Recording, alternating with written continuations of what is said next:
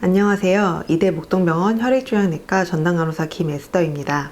항암 치료를 처음 받으시는 분들에게 항암 치료란 무엇인지, 부작용이 생겼을 때에는 어떻게 관리하시는 게 도움이 될지에 대해서 설명드리겠습니다. 암 치료에는 여러 가지 방법이 있습니다. 대표적으로 수술, 방사선요법, 항암화학요법이 있는데요. 그 중에서 항암 치료는 전신적인 치료입니다. 항암 치료의 종류에는 보존적 항암제, 표적 항암제, 면역관문 항암제가 있습니다. 고전적 항암제는 빠르게 성장하고 분열하는 암세포의 특성을 이용하여 암세포를 공격합니다. 우리 몸의 일부 정상세포들도 항암제의 영향을 받게 되는데요.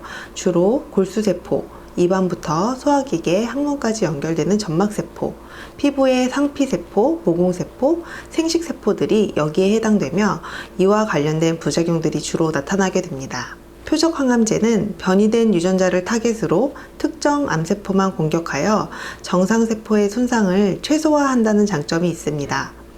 대표적으로 EGFR, ALK, RAS, HER2 등 지금도 많은 표적 치료제가 개발되고 있는데요.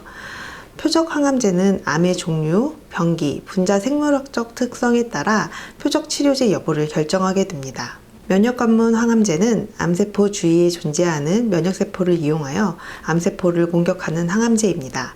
전반적으로 부작용이 적은 편이라고 하지만 앞의 항암제와는 조금 특성이 다른 부작용들이 나타나긴 합니다.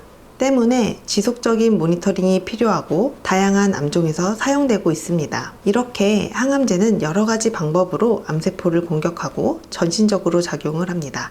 때문에 부작용이 다양하게 발생할 수 있습니다. 그럼에도 불구하고 우리가 이렇게 치료를 시행하는 것은 치료를 했을 때의 이득이 더 크다고 판단되기 때문입니다.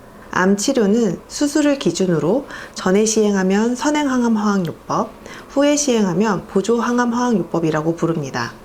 종양의 크기를 줄여 수술을 용이하게 하거나 주변 장기를 보존하기 위해 시행하는 것을 선행항암화학요법이라고 하며, 수술이나 방사선요법과 연계하여 절제 후 미세전이와 재발을 방지하기 위해 시행하는 것을 보조항암화학요법이라고 합니다. 이 외에 수술이 어려운 전이성 암의 경우 고식적 항암화학요법을 시행하게 되는데요. 고식적 항암화학요법은 암의 성장을 억제하고 암으로 인해 발생되는 통증이나 폐색 등의 여러 가지 증상들을 완화시켜 삶의 질을 올리고 생명을 연장하기 위해 시행하게 됩니다. 치료 전에 많이 불안하고 두려움이 있으실 텐데요. 적을 알고 나를 알면 백전불태라는 말이 있듯이 병과 항암 치료에 대해 이해하고 부작용이 발생했을 때 적절하게 대처하여 증상을 조절한다면 치료를 받으시는 데에 큰 도움이 될 것입니다. 지금부터 설명드릴 부작용은 항암 치료를 하면서 겪을 수 있는 대부분의 증상들입니다. 이러한 부작용들이 생긴다니 라고 받아들이시기보다는 이런 증상이 발생했을 땐 이렇게 대처하면 되겠구나 라고 생각하면서 들어주시면 좋을 것 같습니다. 먼저 골수 기능 저하인데요. 골수에서는 백혈구, 혈소판, 적혈구와 같이 혈액세포들이 만들어집니다. 항암제가 투여되면 기능이 일시적으로 떨어졌다가 서서히 회복되는데요. 이때 아무런 증상 없이 잘 넘어가면 문제없이 회복이 됩니다. 하지만 38도 이상 열이 지속된다면 즉시 응급실로 방문해 주셔야 합니다. 열이 난다는 것은 몸에서 감염이 생겼다고 보내는 신호입니다. 이 시기에는 백혈구의 기능이 떨어져 있기 때문에 열이 났을 때 치료가 늦어진다면 위험한 상황이 될 수 있습니다. 체온계도 미리 준비를 하시는 것이 좋습니다. 이때에는 감염을 예방하기 위해서 특히 식사 전, 외출 후, 화장실 사용 후, 동물 만진 후 등 손 씻기를 하는 것이 매우 중요하고, 평상시에도 개인위생을 잘 지키고 상처가 나지 않도록 주의하며 예방접종이나 치과치료는 의료진과 상의 후 결정해야 합니다. 혈소판은 지혈 기능을 하기 때문에 기능이 저하되면 쉽게 멍이 들고 피가 잘 안 멎을 수 있습니다. 때문에 다치지 않도록 주의해야 하며 과도하게 출혈 증상이 발생했을 때에는 병원에 즉시 방문하셔야 합니다. 마지막으로 적혈구는 산소를 세포에 전달해주는 기능을 합니다. 이러한 기능이 잘 안되면 어지럽고 숨이 차고 피로감을 느끼게 됩니다. 이러한 빈혈 증상은 갑자기 자세가 바뀔 때 특히 더 심해질 수 있습니다. 천천히 움직이고 활동량을 조절하고 균형 잡힌 식사를 하는 것이 증상을 개선하는 데 도움을 줄 수 있습니다. 위장관 부작용 중 오심구토는 환자분들이 가장 흔하게 겪으시는 부작용 중 하나이지만 요즘에는 워낙 약이 좋게 잘 나와서 충분히 예방하고 조절도 가능합니다. 미식거리다는 건 환자분들 개인적인 특성에 따라 증상의 정도가 매우 다양합니다. 빠르게 나타나면 투여 24시간 이내부터 시작되고 3, 4일에서 길게는 일주일까지도 지속될 수 있습니다. 이러한 증상을 조절하기 위해서는 일단 계획대로 처방된 항구토제를 잘 복용해 주시는 것이 가장 중요합니다. 증상이 발생했을 때에는 소화가 잘 되는 음식을 소량씩 자주 섭취하시는 것이 좋고, 식혜나 생강이 함유된 음식, 페퍼민트 차가 도움이 될 수 있습니다. 이 밖에도 얼음 조각을 물고 있거나 무가당 박하사탕을 물고 있는 것도 증상 완화에 도움을 줄 수 있습니다. 식욕 부진도 많이 호소하시는 증상들 중 하나입니다. 식사량이 줄어들면 식사 중간중간에라도 영양 보충 제품들을 간식처럼 때로는 약이다 생각하고 드셔보시는 것도 좋은 방법입니다. 요즘은 시중에 맛별로, 제형별로 영양 보충 제품들이 많이 나와 있으니 입맛에 맞으시는 걸 몇 개 찾으셔서 번갈아 가며 드시는 것도 도움이 될 수 있습니다. 구내염은 입안과 모관이 허는 증상으로 통증이 동반되기도 합니다. 보통 항암치료 1, 2주 이내에 발생하는데요. 예방을 위해 입안을 청결하게 유지하고 구강건조증을 조절하는 것이 도움이 됩니다. 양치질을 식사 후 자기 전에 시행하고 점막이 약해질 땐 부드러운 칫솔을 사용하시는 것도 좋은 방법입니다. 입이 헐었을 때에는 처방받은 가글액을 이용하여 가글을 시행합니다. 가글액이 입에 너무 자극적일 때에는 물에 섞어서 희석하여 사용하시면 됩니다. 하지만 가글 후 바로 물로 헹궈내는 것은 바람직하지 않으며 물 섭취도 30분 이후에 해주시는 것이 좋습니다. 구내염으로 구강 통증이 너무 심할 때에는 식사에도 어려움이 발생할 수 있는데요. 이를 예방하기 위해서는 진통제를 적절하게 사용해 볼 수 있으니 의료진과의 상담이 필요합니다. 설사는 장 점막이 헐면서 발생하게 됩니다. 설사를 할 때에는 소량씩 자주 섭취하며 탈수를 예방할 수 있도록 수분 섭취를 해주시는 것이 중요하고, 설사를 유발하는 약품이나 음식은 피합니다. 설사로 인해 항문 주위 피부가 자극되었을 때에는 변을 본 후 증상에 따라 하루에 2-3번 정도 좌욕을 시행해 주시는 것도 좋습니다. 피부에 상처가 나거나 염증이 생기지 않도록 주의해야 합니다. 그럼 설사를 할 때 섭취하면 좋은 음식들은 뭐가 있을까요? 펙틴 함유가 높은 흰죽이나 쌀밥, 삶은 감자, 계란찜, 연두부, 바나나와 같이 부드럽고 자극되지 않은 음식들이 좋습니다. 반면에 맵고 자극적인 음식, 기름진 음식, 커피, 탄산음료, 유제품은 피하는 것이 좋고, 우리가 건강한 음식이라고 생각하는 견과류, 잡곡밥, 양배추, 브로콜리와 같은 고섬유질 야채도 설사 시에는 장에 자극을 줄 수 있으니 증상이 있는 기간 동안에는 피해 주시는 것이 좋습니다. 물설사가 24시간 이상 지속되고 하루에 4번 이상 설사를 한다면 수액요법과 지사제 복용이 필요할 수 있으니 의료진과의 상담이 필요합니다. 일부 항암제는 장 운동을 느리게 만들면서 변비를 유발하기도 합니다. 이 외에도 마약성 진통제, 신체활동 및 음식물 섭취 감소로 변비가 악화되기도 하는데요. 변비는 규칙적인 식사습관, 적절한 수분 섭취, 규칙적인 운동이 도움이 됩니다. 각종 야채와 채소로 섬유질을 섭취하고 필요시에는 변비약을 복용할 수도 있습니다. 단, 복부가 빵빵하게 부풀어 오르면서 토를 하고 대변과 가스 배출이 안 될 때, 장로 환자분들의 경우에는 장로 협착이 의심될 때에는 응급실 방문이 필요합니다. 피부에도 여러 가지 부작용이 발생할 수 있습니다. 무공세포는 암세포처럼 빠르게 분화하고 성장하는 세포 중 하나로 항암제의 영향을 받는 대표적인 세포입니다. 이로 인해 탈모가 발생되며 탈모의 정도는 항암제 약제 종류에 따라 다르게 나타납니다. 일반적으로 항암치료 2-3주 내에 시작되고 치료 종결 후 4에서 6주부터 회복됩니다. 탈모 외에도 두피가 약해지고 머리카락이 얇고 건조해질 수 있습니다. 때문에 순한 샴푸와 부드러운 빗을 사용하시는 게 도움이 됩니다. 또한 자외선으로부터 두피를 보호해 주시는 것이 좋습니다. 모자나 두건을 두른다거나 자외선 차단제를 바르실 수 있고, 취향에 따라 가발을 이용하실 수 있습니다. 가발을 고를 때에는 가마가 자연스러운 것이 좋습니다.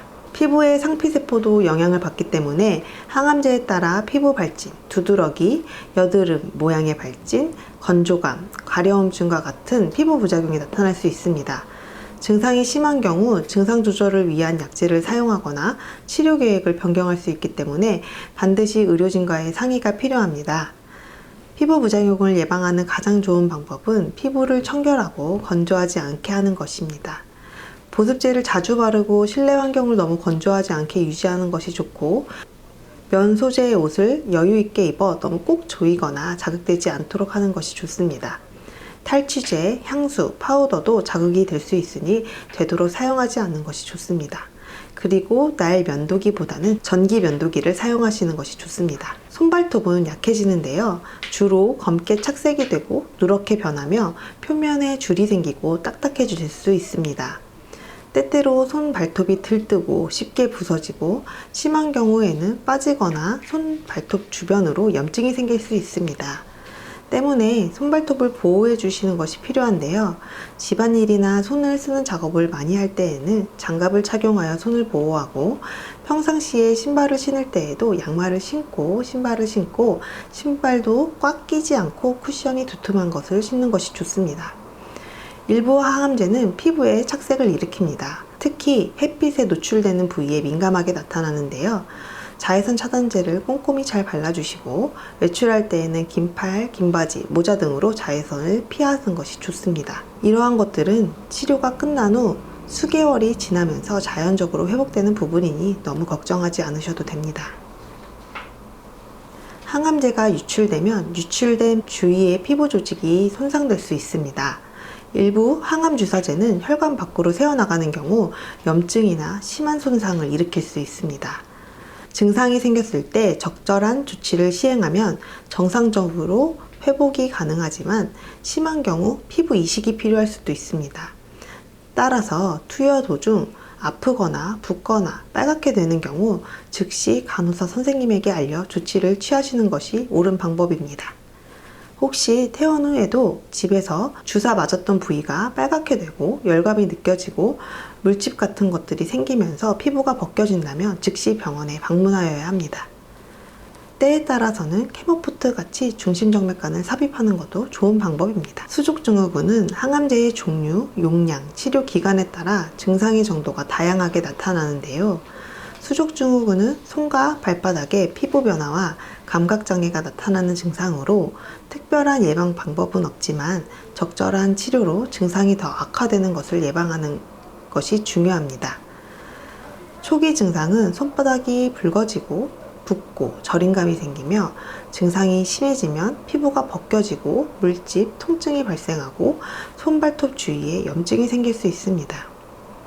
관리 방법으로는 집안일이나 작업을 할 때에 상처가 나지 않도록 면장갑과 양말을 착용하며 손발을 보호하고, 뜨거운 것을 만지거나 너무 뜨거운 물로 목욕, 조격하는 것을 피하는 것이 좋습니다. 특히 압력이 가해지는 일은 예를 들면 빨래 짜기, 드라이버 돌리기, 꽉 끼는 옷과 장신구, 신발 착용들이 있는데요. 이러한 것들은 피해 주시는 것이 좋습니다. 보습제와 자외선 차단제를 자주 바르는 것이 좋고, 하루 8잔 이상의 수분 섭취도 도움이 됩니다. 말초신경계 부작용은 대표적으로 손발 저림이 있습니다. 이런 경우에는 손끝, 발끝에서 시작하여 장갑을 착용한 것처럼 양말을 신은 것처럼 해당 부위가 저릿저릿, 찌릿찌릿, 무딘 감각 같은 것들이 생길 수 있습니다. 이러한 증상은 항암제 종류와 치료 기간에 따라 다양하게 나타나며 일시적 또는 종료 후 수년까지도 지속될 수 있습니다. 하지만 서서히 회복은 됩니다. 옥살리플라틴이라는 약제의 경우 차가운 것에 노출되었을 때 저림이나 통증 증가가 될 수 있습니다. 때문에 치료 전부터 투여 후 3일간은 차가운 것에 노출되지 않도록 하는 것이 좋습니다. 저림감이 심하면 근육통, 피로감, 사지 허약감, 균형 감각 저하가 올 수 있기 때문에 넘어지지 않도록 주의해야 하며, 물건을 잡거나 옷에 단추를 채우는 것이 잘 안 된다거나 뜨겁고 차가운 것에 대한 온도 감각도 떨어질 수 있으니 다치지 않게 주의해야 합니다. 약제에 따라서 이명이나 청력 기능 저하도 발생할 수 있습니다. 자기관리, 일상생활 수행 능력이 갑자기 심각하게 저하되었거나 극심한 통증, 마비 증상, 마비성 장폐색, 청력 기능 저하 시에는 즉시 병원에 방문해야 합니다. 이렇게 말초신경 부작용이 발생했을 경우에는 날카로운 도구를 사용할 때 다치지 않게 주의가 필요하며 편한 운동화를 신고 넘어지지 않도록 주의해야 합니다. 작업 시 장갑을 착용하여 손을 보호하고 차가운 것에 노출되는 것을 가능한 피하는 것이 좋고, 근력 유지를 위해 운동도 도움이 될 수 있는데 무리한 운동보다는 걷기나 균형에 도움을 줄 수 있는 스트레칭 같은 것이 좋습니다. 요리, 청소, 집안 정리 등 도움이 필요한 부분에 대해서는 가족들과 상의를 하는 것도 필요합니다. 손발 저림이나 통증이 심한 경우에는 증상 완화를 위한 약제도 사용되고 있으니 의료진과의 상의가 필요합니다. 대부분의 약제는 간에서 해독되어 신장으로 배출됩니다. 때문에 주기적인 혈액 검사를 통해 간 기능을 관찰하는데요.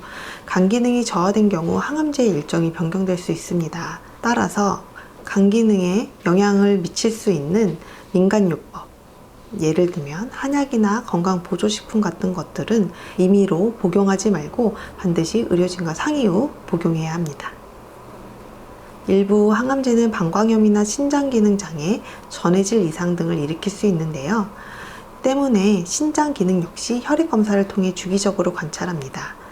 신기능 저하를 예방하는 가장 좋은 방법은 특별한 주의사항이 없는 한 하루 1.5에서 2리터의 수분 섭취를 해주시는 것입니다. 부작용을 예방하기 위한 보조치료제가 함께 투여되므로 실제로 발생하는 경우는 많지 않습니다. 시스플라틴의 경우 신장기능 장애를 예방하기 위해 다량의 수액가의 이뇨제를 투여하고, 이포스파마이드의 경우 출혈성 방광염을 예방하기 위해 수액가 해독제를 투여합니다. 만약 혈뇨가 발생하였다거나 배뇨 시 타는 듯한 통증이나 불편감이 발생하면 출혈성 방광염의 증상일 수 있으니 의료진과의 상의가 필요합니다. 일부 항암제는 심장 기능에 영향을 주어 부정맥이나 심장 기능 저하, 심부전을 일으키기도 하는데요. 약제에 따라 필요한 경우 심장 초음파를 시행하여 항암제 투여 전 심장 기능을 확인하기도 하고, 항암제가 투여되는 동안 심장 기능의 변화를 관찰하기도 합니다. 필요시 심장 독성 예방하기 위한 약제도 투여되고 있습니다. 일부 항암제는 폐기능 저하, 폐섬유증, 폐렴과 같은 폐합병증을 유발할 수 있습니다. 주기적인 폐기능 검사, 흉부 엑스레이 등을 통해 변화를 확인하는데요. 호흡곤란, 마른 기침, 발열 등 새로운 증상이 발생하거나 기존의 증상이 심해질 경우에는 의료진과 반드시 상의가 필요합니다. 항암제에 따라 생식 기능이나 성기능의 변화가 있을 수 있는데요. 성생활 자체가 해롭거나 병을 옮기는 것은 아닙니다. 하지만 선천성 기형을 유발할 수 있으므로 치료 기간 동안에는 반드시 피임을 해야 합니다. 남자의 경우 정자수와 운동 능력 감소로 일시적 또는 영구적인 불임이 유발되기도 하고, 치료에 의한 피로감, 정신적 스트레스로 일시적으로 성욕이 감퇴되거나 발기부전이 나타날 수 있습니다. 불임 가능성이 높은 항암제를 투여하기 전에는 정자를 냉동 보관할 수 있습니다. 여자의 경우 난소 기능이 저하되거나 생리주기가 불규칙해지거나 일시적으로 중단되거나 조기 폐경 또는 불임이 생길 수 있습니다. 성교 시 통증을 느끼는 경우에는 윤활제가 도움이 될 수 있습니다. 여자의 경우에도 불임이 발생할 수 있는 항암제를 투여하기 전에는 냉동 보관할 수 있습니다. 근육통, 관절통은 팔과 다리의 큰 관절에 발생하며 보통 항암 투여 2-3일 후에 발생하여 4일에서 7일 이내에 사라집니다. 이때에는 타이레놀 같은 진통제로 조절할 수 있습니다. 피로감의 경우 기운이 떨어지고 무기력하고 무거운 느낌이 쉬어도 잘 회복되지 않아 힘들어 하시는데요. 보통 항암치료 2-3일 후에 발생하며 피로의 정도는 개인에 따라 다르게 나타납니다. 이때에도 너무 누워 계시기보다는 일상생활을 어느 정도 유지하고 가벼운 신체 활동을 해주시는 것이 증상을 완화하는 데 도움을 줄 수 있습니다. 지금까지 많은 내용을 전달해 드렸는데요. 마지막으로 가장 중요한 것은 응급실에 언제 방문해야 되는지입니다.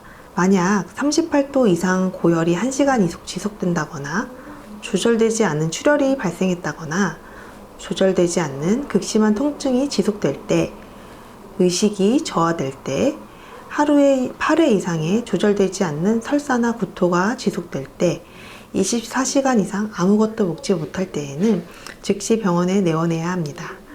이 밖에도 여러 가지 궁금한 것들이 있으실 텐데요. 찾아뵙고 교육하는 시간에 더 보충해 드릴 수 있으니 너무 염려하지 않으셔도 됩니다. 항암 치료는 쉬운 치료는 아닙니다. 하지만 잘 대처해 나가신다면 거뜬히 이겨내실 수 있습니다.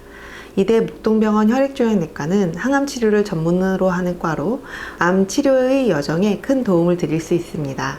암에 대한 정확한 이해와 긍정적인 마음 자세로 환자와 가족, 의료진이 힘을 합쳐 나간다면 최선의 결과가 있을 것입니다. 지금까지 시청해 주셔서 감사합니다.